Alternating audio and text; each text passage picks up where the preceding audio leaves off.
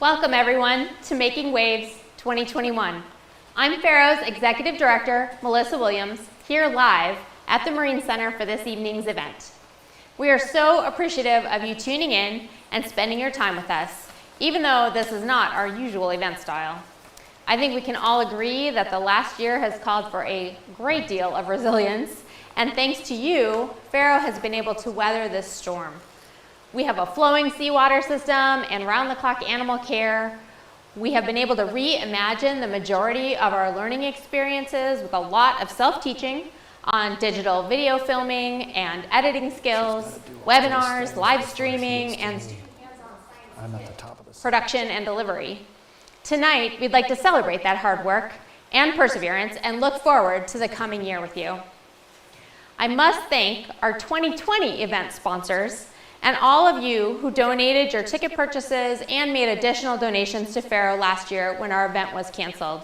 Because of that support, we were able to accomplish so much. I hope you have your preferred beverage and some tasty appetizers at hand for the next hour. If you are watching us live on YouTube or Facebook, you can use the comment section to chat with us. In order to bid on the upcoming auction items, you should be sure to register yourself now at makingwaves21.givesmart.com or text the phrase Making Waves 21 to this number, 76278. And we do have a customer service hotline here if you run into any trouble. That's 360-670-6027. You're able to bid using your computer or your cell phone. And while you get yourselves set up on GiveSmart, we'd like to present a few words from our board president, Tegan Glaude. Hi, I'm Tegan Glaude. I'm the board president for Feiro Marine Life Center. I first became more familiar with Feiro when my oldest son was a toddler. He's an ocean fanatic. We were here multiple times a month, so months in a row. We were super fans. And I just really got to witness what a great community resource Feiro is. I love that there's hands-on science and people can really see the marine creatures in our neighborhood up close because they're mostly hidden under the waves. Yeah, since COVID hit and Feiro was closed, I was super impressed with how quickly staff pivoted to digital online resources. They had multiple things going on. They had story times for really young kids. They've kept up with some of their adult educational programs in the evenings, and it's just super impressive. They got that going very quickly. One of the things I love about Feiro is I think it really builds empathy for our marine environment. I think marine environment is still kind of hidden and out of view. The creatures that live there, we don't realize how cool they are and maybe how we are similar in some ways to invertebrates even. So I think Feiro does a great job of getting people up close and kind of developing a relationship with our marine environment. So they want to take care of it and be good stewards.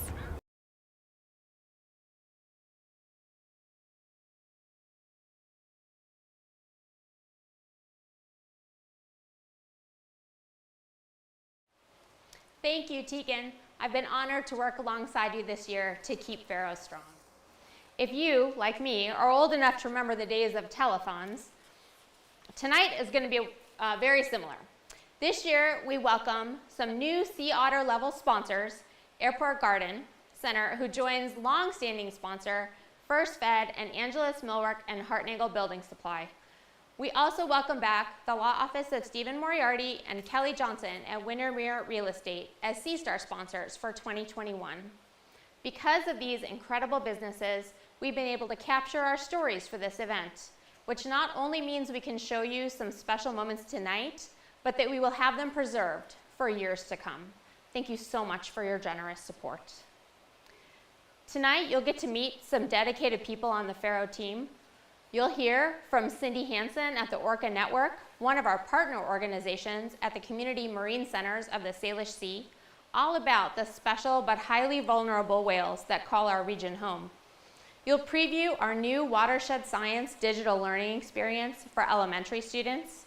You'll meet our 2 scholarship winners, and you'll get the chance to give. Maynard Axelson has been our auctioneer for the last several years, and we are so grateful he could be here this year again to help get everyone engaged in bidding. Thank you so much for being here, Maynard. Well, thank you, Melissa. It's nice to be back again for such a great cause. And I miss being face-to-face with a live, enthusiastic audience as in the past, but I think we can still enjoy this opportunity. After the last 2 years of great obstacles that these people have been through, the crew has finally found a way to have a fundraiser, and they have really stuck with it. Even though we're here under different circumstances, the goal is still the same. We know what it takes. We're going to ride the wave, and we're going to succeed together. So starting out, we have a really fun job to do. Get ready, everyone. We're going to make this a fun event, and we're going to start out with the wine pull, one of the past winners that you've enjoyed before. And this is the numbers 201 and 202, the instant buy items. And the opportunity to bid on these items will be open till the end of the event. No bidding needed. You just click in and purchase your choice of item 201, red wine, or item 202, white wine. We have almost 70 bags to purchase. Yes, I said 70. So there's no excuses, no excuse not to get a hold of one, or at least one. In fact, there's no limit. You can buy more than one. So we've changed up the activity just a little bit this year, and you won't get to pick from your favorite numbers on the bag or anything, or share the wine with friends at your table. But the rest of the fun is the same. In fact, you're going to enjoy the anticipation of doing that at a later time. Each bag is just $40, includes 1 bottle from a range of assorted popular labels that include a few bottles of premium wine also. Again, item 201 for red, or item 202 if you like white. Each bag includes 1 gift certificate from the area, ranging in $5 to $50 in value, a nice added accessory. So help out and help yourself. Try your luck and get ready to stock up that wine rack. Just because some of the shelves at the store have been empty doesn't mean yours have to be too. Buy as many as you like, and as I said before, the wine pull will remain open until the end of the event, complete with that gift certificate surprise in each bag. Also, we have wine and beer baskets that are now open for bidding. They are under the Gift Smart items number 301 to 308. And yes, Gift Smart is a perfect name for this event. These fun baskets offer a variety of labels, including premium brands and an assortment of related goodies. Let's take a quick look. Item 301, for the beer aficionado, an assortment of 6 craft beers from Angelus Brewing that includes 2 Mason Forge insulated beer tumblers. Item 302, a sampler collection of St. Bernardus Abbey Ale is included, along with a set of really cool 2 double-walled beer glasses. Item 303, this one has a really nice bottle of 2012 Andretti Carneros Pinot Noir included, and a set of artesian double-wall stemless wine glasses. Item 304, we have a premium bottle of 2012 Andretti Carneros Pinot Noir included, and a set of artesian double-wall stemless wine glasses. I'm sorry, that was 303. Item 304, we have a premium bottle of 2012 Dumal Jack Roberts Rum Syrah, a set of 8 Italian-made stemless aerating wine glasses, and an electric bottle opener. There's so many good accessories here, I'm getting mixed up. But anyway, 304 that was. Now 305 includes a nice bottle of 2007 Adelaida Pinot Noir, an electric wine opener, and other goodies. If you're a fan of red wine, item 306, and still haven't had an opportunity to fill your wine rack back up, this one's for you. A half case of assorted wines, including a nice Merlot, Shiraz, Pinot Noir, and more. Item 307, if you prefer white wine, here's your chance. This is a half case of assorted white wine that includes nice bottles of Pinot Gris, Chardonnay, Sauvignon Blanc, and more. Item 308, our friends at Kitsap Bank put together this fun wine basket that includes local camaraderie and Harbinger wines, but also some really fun wine accessories, including the wine rack itself. You may need a second one. Wine with a wine rack to go with it, wine rack to display it. What more can you ask? So please, ride the wave, get an added value when you pick one of these combo baskets. These are quality items with great accessories. Back to you. Thanks, Maynard. Well, I know I already have someone in the back bidding on my wine pull, so I really appreciate all of you folks participating. And to remind you why we're here tonight, auctioning off all of these items and talking to you about our programs, I'm pleased to show a quick video from one of our most dedicated volunteers, Tien. I found a little lump in the sand that did not, it looked like a rock, but it had two little things poking out, and that's how I got connected to Feiro, was through their Instagram, and I asked them, and I was like, I want to know more. Feiro is a necessary component of our community. We spread ideas of conservation, an educational experience for our community. You get to learn a lot about the animals kind of locally to us. I mean, of course you can go to tide pools, but a lot of the animals are definitely overlooked, even if you're actively looking for them. People come in because they want to touch the creatures. I often hear, can I hold a sea star, or something like that. And that's just kind of the opening, because next to a sea star is going to be a nudibranch or a chiton or some other creature that they've never met and haven't had curiosity about until I get to say something about it. Feiro Marine Life Center started as an idea in the 1970s by a local biology teacher named Art Feiro. Was founded in 1981, and we've been in the same building for the last 40 years. We have a lot of volunteer people who come in to help maintain. Because we are a saltwater facility, there is a lot of wear and tear from kind of the ocean water that takes a lot of replacing.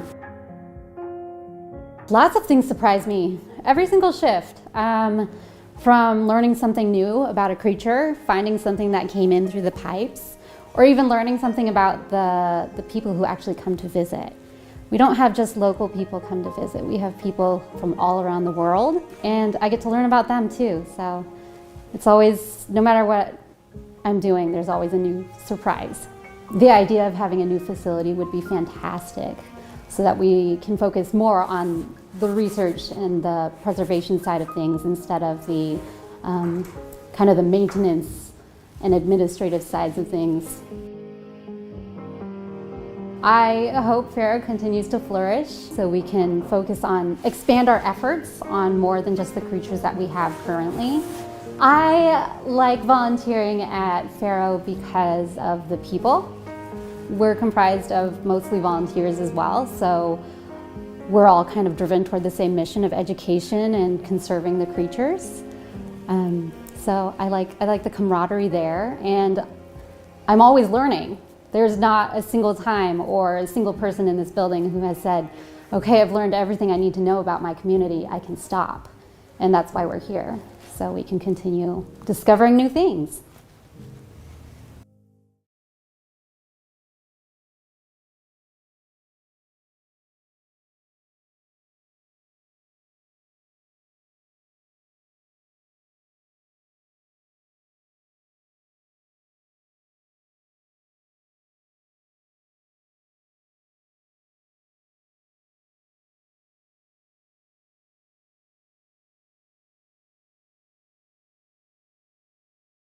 Other mammals.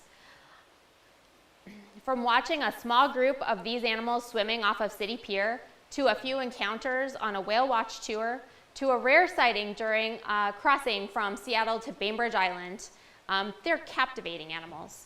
We have a small and threatened group of orcas here that live in and around the San Juan Islands and travel south to California and north to Canada looking for a different kind of food, Chinook salmon, a native fish in rapid decline in our region. We are grateful for the work of the Orca Network, headquartered in the San Juans, who help people learn about and care for these majestic mammals. Tonight we're joined by Cindy Hansen, the education coordinator from the Orca Network.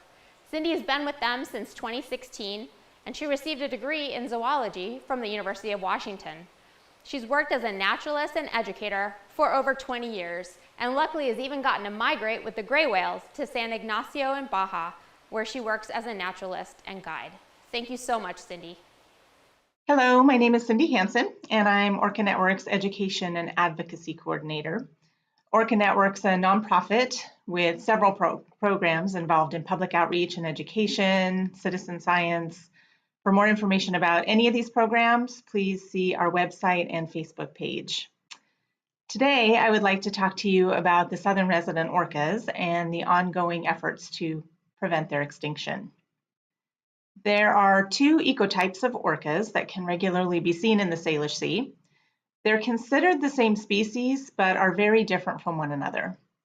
Transients are also known as bigs, named after Michael Bigg, who was one of the first researchers to begin studying the orcas in the 1970s.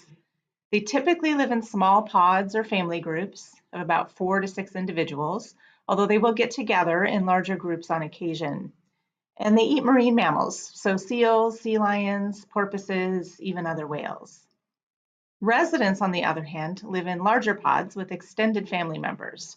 So mom, grandma, kids, grandkids, aunts, uncles, cousins. So imagine if you spent your entire life with all of your relatives. That's what the resident orcas do. These are fish-eating orcas, and their main diet is salmon. It makes up about 90% of their diet. Their society is matrilineal, meaning mom is basically in charge, and the family bonds are incredibly strong. Even adult sons and daughters stay with their mothers their entire lives. Here in the Salish Sea, we have what are called the southern residents, which consists of 3 pods or families called J, K, and L pods. Residents and transients have different diets, different behaviors, and they have been genetically distinct for tens of thousands of years. They don't mate with one another, don't socialize, and don't even speak to each other. Their calls are like different languages. So I want to play some of their calls, and hopefully you'll be able to hear the difference. The resident orcas, first of all, again, are 3 pods, J, K, and L. They make up the same community called the southern residents. And so since they're in the same community, they can communicate with each other and understand each other. But each pod has calls that are kind of like their own unique accent. So it would be like having somebody from Washington State, somebody from New York, and Texas having a conversation.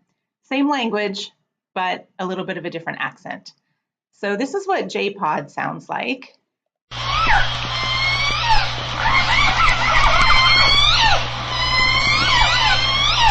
K-pod we call the kittens.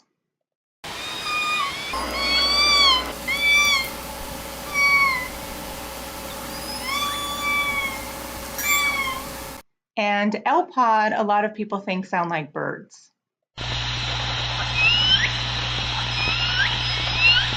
And then the bigs, or transient orcas, sound very different from them. This is an example of their calls.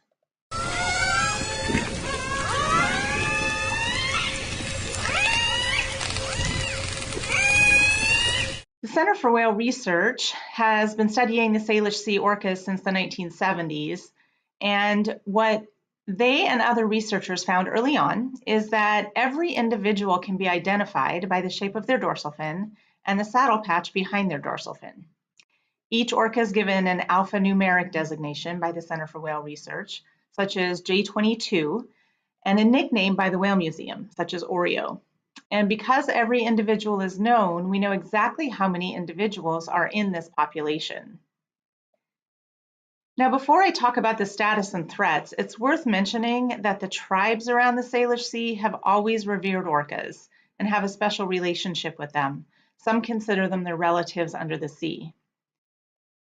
Unfortunately, that hasn't always been the case with the non-indigenous population. Orcas were regularly shot at and considered pests, and in the 1960s and 70s, many of them were captured and taken away from their families for a life in captivity. It's estimated that up to 1/3 of the southern resident population was removed in just 12 years. Orcas in captivity have a much shorter lifespan than in the wild, so all of the southern residents who were captured have died except for one. Tokitai, also known as Lolita, is one of the oldest living orcas in captivity, and she's been living in the oldest, smallest orca tank in North America since 1970.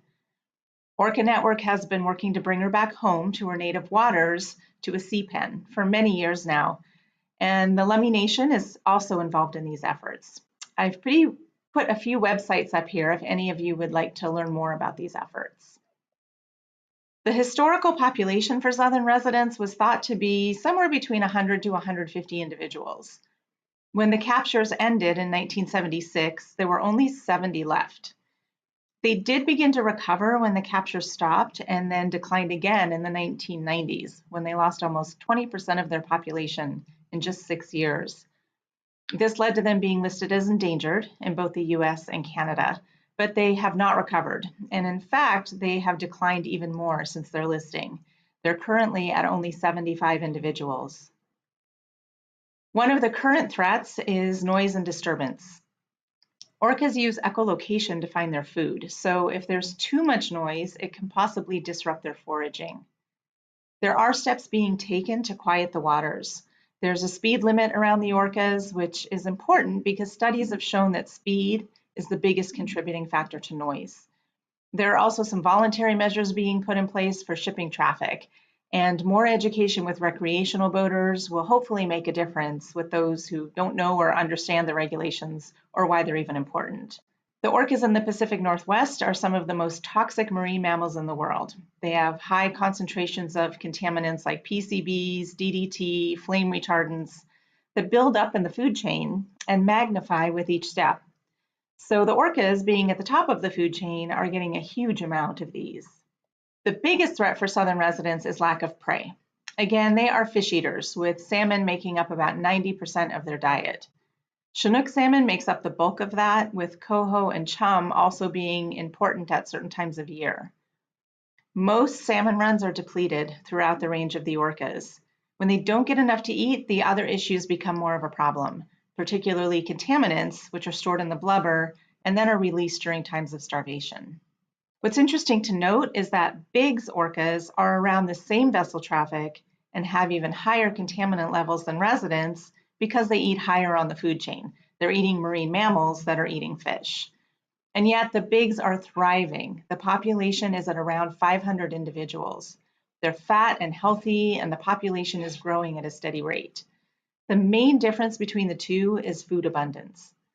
Biggs orcas have a plentiful supply of seals and sea lions and porpoises, while residents are struggling to find enough fish. What all of this has led to is a high rate of reproductive failure in the southern residents. This female, J32 or Rhapsody, died at 18 years old when she was pregnant with a full-term calf. She wasn't able to expel the fetus, and that ended up causing her death. And many of you probably saw this sad story on the news in 2018. This female, named J35 Tahlequah from J-Pod, gave birth to a calf that died a short time later, and then she spent the next 17 days carrying her baby's body throughout the Salish Sea, out to the ocean and back again. It was called a tour of grief, and it was seen around the world. And what researchers from the University of Washington's Conservation Canines team have discovered is that there's a 69% miscarriage rate in the southern resident orcas. However, there is good news and some hope. After a 3-year period with no surviving babies, 2 calves were born in 2019, and 2 more were born in September of 2020. And just a few weeks ago, scientists from the Center for Whale Research identified a 5th calf. And at this point, these babies all seem to be healthy. So this is great news and an indication that with enough salmon, they will be able to successfully reproduce. So what is being done to help these orcas recover? Well, there are recovery efforts happening everywhere from Northern California to British Columbia. Here in Washington, Governor Inslee created a task force in 2018 that met for 2 years. They created 49 recommendations that led to new legislation on salmon recovery, pollution prevention, noise reduction, and oil spill response. And some of this work is still ongoing. We have a lot of work to do, but there are definitely some hopeful signs. There's also a lot of conservation and education and advocacy work being done by nonprofit organizations and individuals. At Orca Network, we are grateful for all of our partners we work with. It's going to take all of us working together to create the kinds of changes needed for these whales to someday thrive. If you're interested in learning what you can do in your life to help, please visit our website to find this action card. In honor of Tahlequah's 17-day tour of grief, this card lists 17 actions people can take to help with recovery efforts. So I would like to close by asking a question. What will we lose if we lose the southern residents? We won't just be losing a distinct population of orcas, we'll be losing a unique and special culture. This is a quote from Alexandra Morton, an orca and salmon biologist who's kind of a hero to those of us doing this work. She said that if we lose the southern residents, it will be the first extinction where every individual's name was known. But we do have the ability to prevent their extinction if we care enough and take action. Thank you for listening.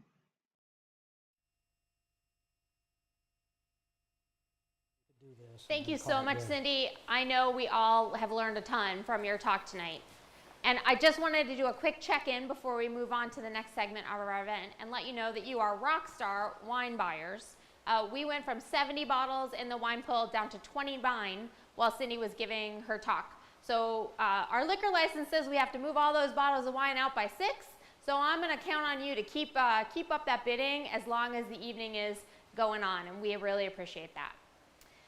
I just want to note that organizations like Feiro work to help southern resident killer whales and other residents of the Salish Sea through education programs like Watershed Science, which focuses on the importance of wild salmon and how we can keep our watersheds healthy. Salmon feed our whales and our people. Watershed Science works with local elementary classrooms to conduct field studies on Peabody Creek and the Dungeness River with our program partners at the Dungeness Audubon River Center. Feiro had to make some big changes this year to meet the needs, and we've had to adapt a lot of our programs. And I want to give you a sneak peek on what that program looks like for students. Welcome to North Olympic Watershed Science. Thanks for joining us. Rachel and I are working to better understand some of our local rivers, and we'd like to invite you to learn the stories of 2 watersheds. All living things, including salmon, need a healthy habitat to thrive. And we're on a journey to help answer the question, is this watershed a healthy habitat for salmon? We're going to dig into our data and figure out what all those numbers are telling us. We're going to look closer at the river and try to see what it's telling us. We have a responsibility to take care of our watersheds and to be good stewards. What does it mean to be a good steward? To be a good steward, it means to take action to protect and improve our environment. So remember, everything you do makes a difference, and you get to decide what kind of difference you want to make and what kind of steward you want to be.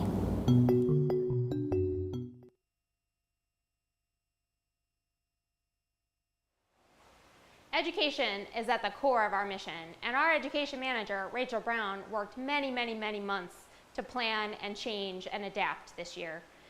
It has resulted in some amazing benefits though. First of all, that video allows us to be more inclusive and make sure that when we return to in-person programming, we will now have the resources to reach students who for whatever reason can't physically get into these wild spaces, as well as the ability to reach students and other learners across the country and potentially around the world with a slice of life on the Olympic Peninsula. But this year, we really need to continue this critical work, and we need our skilled educator to be able to focus on getting access to the curriculum and connecting her abilities to the youth in our region. And so this year, we're asking you to support this Watershed Science program through our Raise the Paddle, and Maynard's gonna help us with that effort. Thanks, Melissa. So evidently we found out that wine and whales go good together, huh? I'm glad it's working. So yes, this is our usual Raise the Paddle section where you have the chance to give a straight cash donation, which will really make a big impact for this organization. We have listed increments from 5,000 down to 25, but make it your own number. Any amount helps. It all makes a difference. We're hoping for a goal of 20,000 this year, but you can make a difference with whatever you put in and whatever feels good to you. One of the best things in life is to do what is meaningful, and whether it's the incentive, a tax deduction, or the satisfaction of putting something back into the system, please invest in the miracle of potential education right here in this community. Be the one. Be the reason. We already have bids coming in. Shirley Anderson has got us in at $1,000. Deb Moriarty, $500. I see some other names on the list: Dana Williams, Sherry Hansen, Kate Dexter, Jack Marshall, Kevin Grant. Thank you. And please keep it going. We'll update this as time goes on, and it's open till the end of the event. Thank you again. Thanks, Maynard. We know that nothing really ever wants to make you give more than featuring some adorable animals. We may or may not have some of those around here, and animals are core to all that we do here at Feiro as well. When the Marine Center was founded in 1981, one of Art Feiro's abiding goals was to give people a chance to see what they couldn't see under the water. In order to do this, we need a skilled facilities specialist to ensure we're providing the best possible care and conditions for our animal collection. Together with a team of extraordinarily dedicated volunteers, some of whom have been with Feiro for decades, our facilities director, Tamara Galvan, has scaled up our animal care practices, including seeking veterinary care for our now one-eyed black rockfish, Rocky, diversifying our nutrition program, and thanks to the reverse osmosis water donation by Olympic Springs, giving, quote, parasite removal baths to help our fish live their longest lives. Let's hear from Tamara now. Feiro Marine Life Center is basically a community aquarium. We focus just on local species. We have an open flow system, so our water is literally coming right from underneath City Pier. So we're basically an extension of the Port Angeles Harbor. As the water comes in, it goes through the exhibits and then drains right back out under City Pier. So it's just flowing right through. My name is Tamara Galvan, and I am the facilities director here at Feiro Marine Life Center. Basically, that means I wear a lot of hats. I have to make sure that the plumbing is working, that the pumps are working, so the water is coming in. I have to make sure the animals are cared for. I also have to make sure the building itself is continuously cared for. When it comes to taking care of all the animals, that'll vary on species to species, so it's kind of important to know who's who, what they eat, what they need as far as space and shelter, also who they kind of need to avoid. There's going to be certain animals that we don't want to put in the same exhibit with each other. Some of the tasks we have to do to ensure that the animals continue to stay healthy is spending a lot of time just observing them every day, kind of noticing normal behavior versus abnormal behavior. We're always going to be checking to make sure the water is flowing at the proper rate inside their exhibit. Weekly or even multiple times a week, we're going to be cleaning, either cleaning the window for the algae that's growing on it, cleaning up any leftover food as that can decompose and decay and change the water chemistry inside. And then of course there's always feedings, and depending on which fish they are will determine how often they get fed and what they get fed and how much they get fed. While we're lucky enough to have the open flow that helps feed most of our filter feeders, like our scallops and our oysters, we do have animals that can't rely just on plankton coming in. So we do have to order herring, we buy shrimp, we also will order frozen mysis shrimp and brine shrimp, and all of that just kind of adds up, and you're using a lot of it. We're an aquarium, but we're also this sort of gathering place, this meeting place. It's a way to engage with your community on a deeper level than just gathering at, a shop or a store. You're getting to see animals that are part of your community that you don't usually get to see because they're under the surface of the water. But this, rockfish or these snails are still a part of our community just as much as the raccoons that are hanging around or the deer or your neighbors. So it's a unique opportunity to get to see part of your neighbors that you don't usually get to see.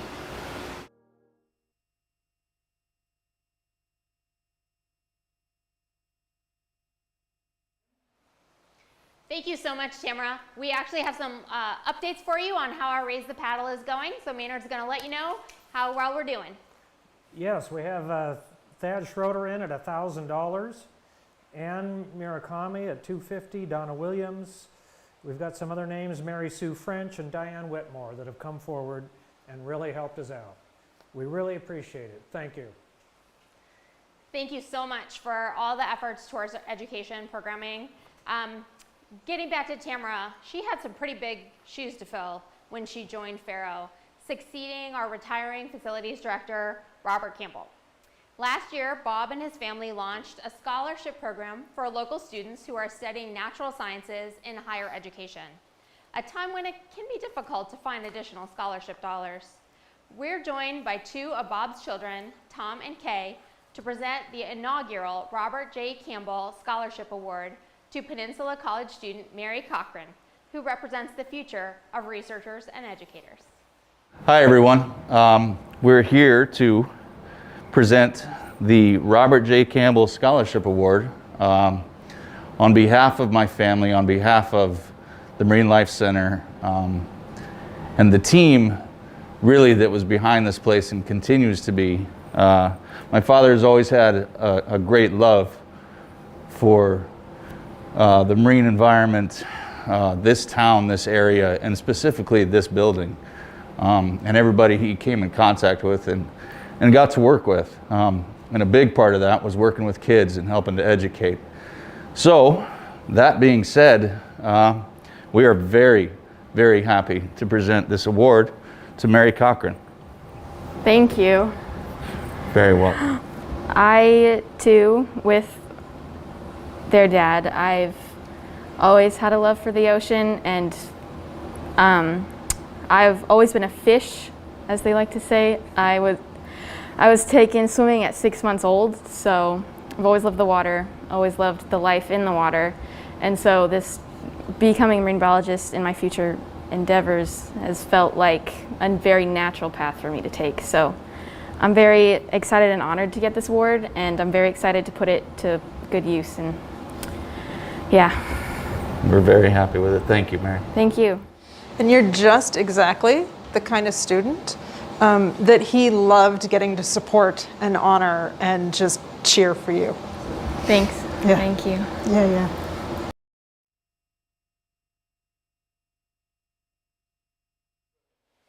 Although we're here tonight for a celebration, we also are sad to report that we lost Bob last week. His family asked that we share these words with you.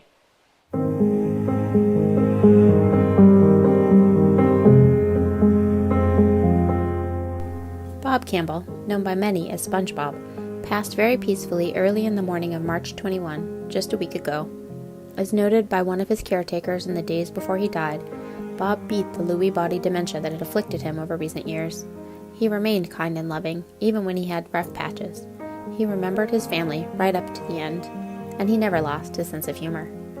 For this disease, those are remarkable accomplishments and speak to the depth and integrity of the man he was. For those of you who didn't know him well, Bob grew up on a dairy farm in northern New York and didn't even see the ocean until one summer when he was in college. He spent over 30 years in the foundry business, running steel and iron foundries throughout the Midwest, Pennsylvania, Ohio, Michigan, Wisconsin, and Minnesota. In his later 50s, Bob decided to get out of the foundry business and go back to school. By chance, he ended up at Peninsula College in Port Angeles and found himself drawn to the fisheries program. While going through the program, he started working at Feiro, which was then connected to the college. As the future of the lab was in limbo, Bob took on the role of keeping everything running while its fate was decided, and he stayed on once the lab became a nonprofit, separate from the college. Over the course of 15 years, up until his retirement, he built tanks, collected residents, cleaned pumps, fixed plumbing at all hours of the day and night, trained volunteers, and worked with hundreds of school kids throughout the Northern Peninsula. Bob was born to be an educator, and he loved this part of his work. He was even once accosted in the grocery store by a young learner who told him, "My mother doesn't like you," and explained it was because he'd taught her to eat spaghetti like a burrowing sea cucumber, coating each piece with sauce, sucking it up, and then putting it back in the sauce for more to suck it up once again.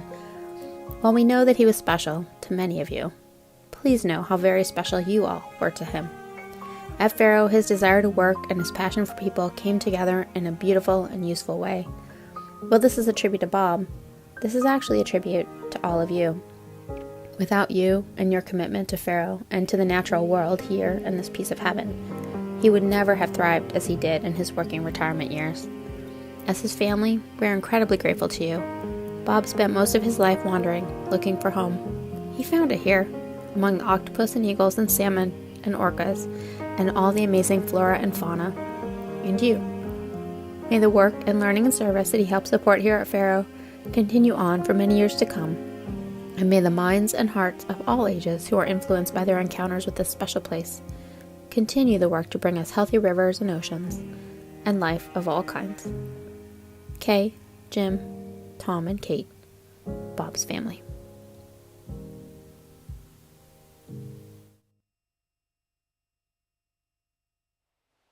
We all miss Bob very much, and we want to thank his family for letting him be with us for so long. One of the qualities that Bob shared with the Marine Center's founder, Art Feiro, was his belief in young people. Feiro Marine Life Center is the place it is today because of the legacies of people like Bob and Art. A place where youth feel comfortable and confident to explore their interests in the natural world, where they can connect to skilled mentors, practice science, care for animals, and bring that passion and interest for marine life into their future studies. We are so grateful to the Feiro family for their continuing support of local students as they step out of high school and into their future lives. We're joined tonight by Carly Boyd, Art's granddaughter, to present this year's Feiro Family Scholarship Award to Sequim High School student Riley Huff. Hi, I'm Carly Boyd, and I am Art Feiro's granddaughter. And I want to first thank you all for coming today and having me here at our online virtual auction. Education has run deep in the Feiro family even before the lab was built. Many of you know Art was a dedicated professor, teacher, and mentor. My mom and I both are educators, and Art's wife, Susan, also worked in education. We have this strong tie to teaching and learning and helping students be successful. We want to give students the opportunity to continue their education and thrive in whatever field they choose to pursue. Art believes that people would appreciate and take care of what they know and understand, and the more young people who learn about the sciences, the better our world will be taken care of and the more innovative thinkers we will have. In that same spirit, my parents, Mark and Kathy Feiro, have put together an annual scholarship to help continue Art's mission.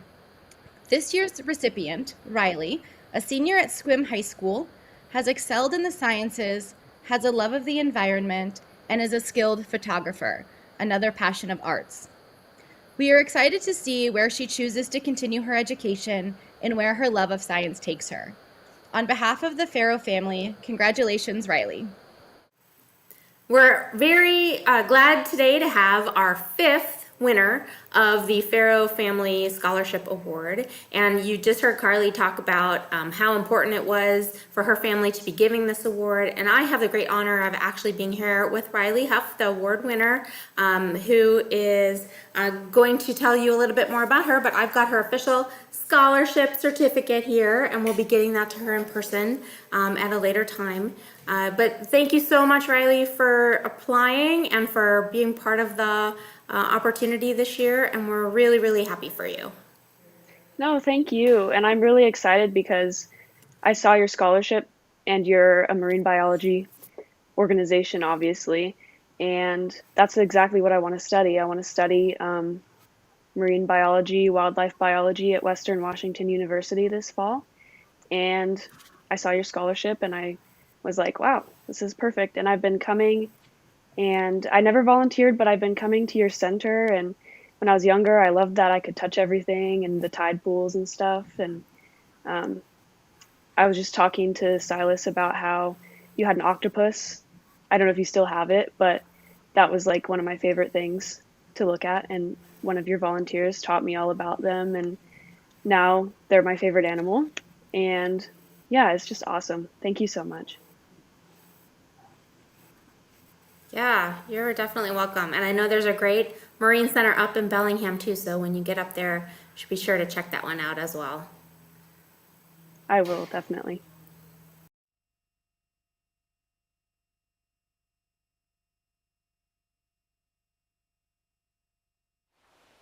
We wish you all the best in your studies at Western Washington University, Riley. And now we're asking you all to help us reach more students like Mary and Riley, more new residents in our region who want to know about our local marine life, more groups that are looking for enriching programs, and to engage more of our community in activities like marine mammal stranding response and environmental stewardship.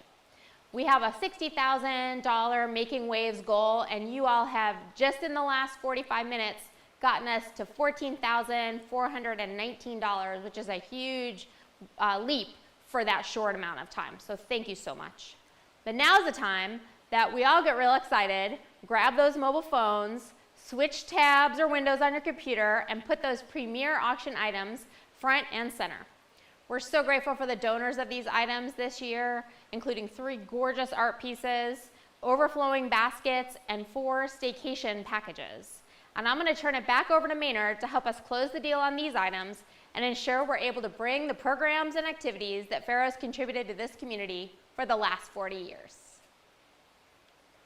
Thank you, Melissa. And so here we are at the last section of tonight's event, folks, and usually this is one where I get to have a lot of fun on stage and yell and scream and act really ridiculous, but you're going to have to be content to do that at home tonight and help us out as the best you can right from your own chair. So, like I said, these are the 9 premier items. Most of these are past winners, very popular items in the past that have done well for us. So the event bidding on these items is going to close soon after we're done with them, so please don't delay. Please make your final decisions and get in there as quickly as possible. Number 501 is a beautiful spring basket. You can see it on your screen. It's just gorgeous. Starting price at $100. There's bid increments of 20 up from there. All kinds of neat items in there: red wine, white wine, Prosecco, picture frames, flower pot, candle, all kinds of good accessories, even a stuffed ducky. Now, how good is that? So use this as a special gift for a spouse, a friend, or someone you admire. So the last bid on this is, it's up a little bit from now. We started at 100. We had 100, now we got 120. 120 over there, yes, now thank you, now 40. Yes, yes, 140 over here, your turn. Yes, 160. I missed that. I got back to it a little bit there. We're at 160, so keep it going if you could, please. Keep it going. All right, on to the next one, 502. 502, we have it here. It's a handcrafted quilt. It's beautiful. Another one that starts at $100 with $15 increments. You can cuddle up with the whales, dolphins, turtles, otters, and other sea creatures right in your own living room. It's a great place to keep them right there in your living room and on your couch or in your bedroom. Perfect for the kind of chilly spring weather we're having outside right now. This one starts at 100 and moves up 15 at a time, and it's a beautiful piece. It's a beautiful piece. Okay, we started at 100. We've gone up 15, we've gone up 30, 45, 60, we've gone all the way to $240. Currently at $240 and still under the money. Please keep it going. Thank you. Number 503. This is a new item, first time for this item in this event. Rainforest Resort Village. The staycation package includes 2-night stay at Rainforest Resort, located on beautiful Lake Quinault. Guests will stay in the Parkside Suite, also dinner for 2 at the Salmon House, excluding July and August, but any other time you decide. Starting price at $250. This one has taken off. We've gone all the way to $530. It's currently at $530. Please keep it going. Still under the money? Well deserved. Number 504, the Whale Watch Getaway. This one goes out of Anacortes. It's a whale watching weekend getaway for 2. It's a 4 to 5 hour guaranteed whale watch boat ride for 2 adults with island adventures. It leaves from Anacortes, goes out through to the west to the San Juans, depending on where the whales are that day. Also includes a $75 dining credit, and I have been on this one myself. It's a beautiful boat ride, absolutely beautiful. Last bid, $330. We're at $330. Keep it going. Number 504, the Whale Watch. Okay, another spectacular special item. Number 505, the Copper Salmon by Clark Monday. Starting price at $475, and that's not near enough. Always a popular item. take a look at this. It is absolutely beautiful. Local talented artist Clark Mundy created this custom 4-foot-long copper salmon with salmon man design details for this year's event. A gorgeous addition to any home. And we even have salmon eyebrows here on the face up there. And this is being well appreciated. I got 500, now 600 over here, okay, we're now 7, yes sir, now 800, yep, now 9, I'll take 20, I got 20, I got 900, now 20, yes, we're at 920. Keep it going, please, keep it going. 920 on the copper salmon. 506, number 506, Lake Sutherland Retreat, starting at $100. Another one that's been around and successful and well appreciated. A lot of people have been there and love the Getaway. Please take this opportunity for get together with family and friends that you haven't been able to. Starting at just $100, another well appreciated event from the past. Number 508, number 506 Lake Sutherland Retreat is now at $690, $690. Number 508, Seven Cedars Resort and Golf, starting at $240. The gorgeous new Seven Cedars Hotel. I'm sure you haven't been there yet. If you have company you come into town, this is a great place to show them this luxury package. Seven Cedars beautiful hotel with the added experience of a round of golf. Award-winning Dungeness golf course. This one is currently up at 330 already. It's not my golf score, it's actually a bid of 330. A fun staycation package right here in your own backyard. And last but not least, number 509, the Elwha River Gems, an original painting starting at $380. Original painting by talented local artist Catherine Mix, 12 by 16 oil on linen, was inspired by the local Elwha River. Own this original painting by this local artist Catherine Mix. Catherine, well known for both watercolor and or pastel, to capture the fascinating patterns of light and shadow. This one is already up to 300, it's at 380, and another bid coming in right now. Please keep it going. So those are your last 9 special items. These are the premier items of the event. And like I say, bidding on these will close soon. So please be aggressive and get in there. Don't worry about your friends. They've had their chance. Go in there and bid it right out from underneath them. This could be the final end of this event, and it's a great way to tie up all these loose ends and make it a successful adventure. Thank you. Thank you so much, Maynard. We really appreciate you trekking all the way over here from the other side of the water, and we just cannot say enough about how much you donate to sustainability and education every year with your time and your talent. So thank you so much. Well, if I could say one more thing, I just want to thank the Feiro crew for putting all this together. It was a lot of effort. Being involved, I can see it's a lot of effort. And just one thing for the people at home to think about, we've all had expenditures from the last year that have been put on hold. This would be a great place to rechannel some of those and invest in the future of education and carrying on the legacy of Bob Campbell. Thank you so much.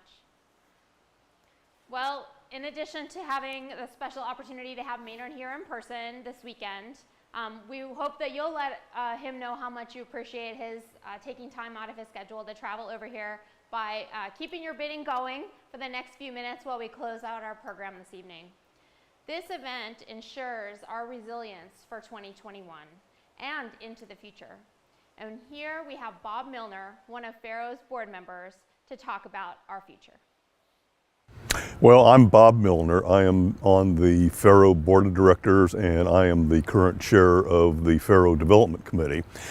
I first became interested in Feiro when we moved here almost 6 years ago to the day from southwest Oklahoma.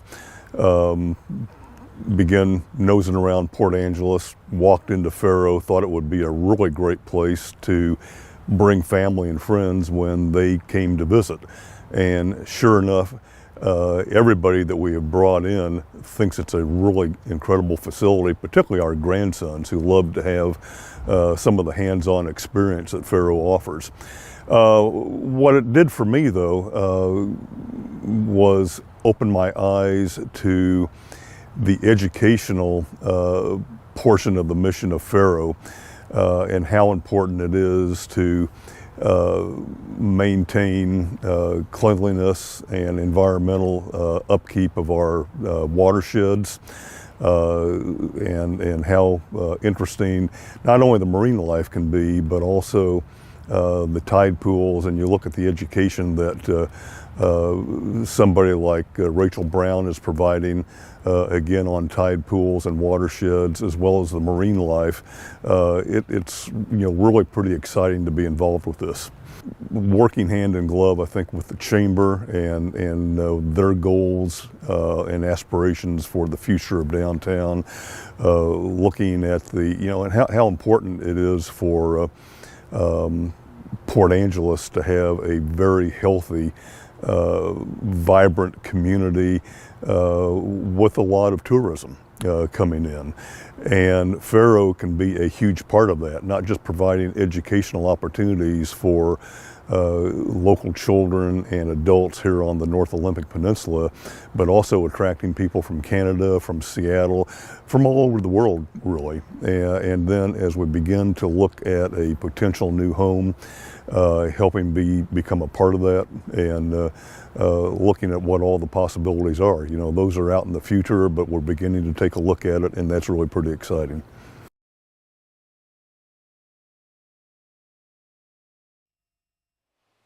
Thank you so much, Bob, and thanks to all of our board members for steering our ship through this incredibly challenging year, but keeping us resilient and strong and ready to tackle whatever comes next. And thank you all so much for being with us tonight for this fast-paced and jam-packed event. I hope that you learned something, and thank you for making sure that others are going to learn new things this year too. We'll be closing down our live auction items and our alcohol, so get those last-minute bids in. But we want to keep you apprised of upcoming programs that you can also participate in. Announcements about our April and May speaker series webinars are coming out next week. Our youth summer programs will be coming up, and more learning opportunities. You can check our social media pages on Facebook or Instagram, or our website at fairomarinelifecenter.org. Or if you made a donation of $50 or more this evening, we are offering you a free annual membership to Feiro. You'll get our monthly e-newsletter in your email inbox if you've provided us with your email address.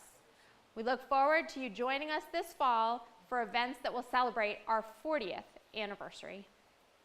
Thank you again to our Sea Otter sponsors, Airport Garden Center, Angelus Millwork and Hartnagel Building Supply, and First Fed, and our CSAR sponsors, the Law Office of Stephen Moriarty and Kelly Johnson at Windermere Real Estate.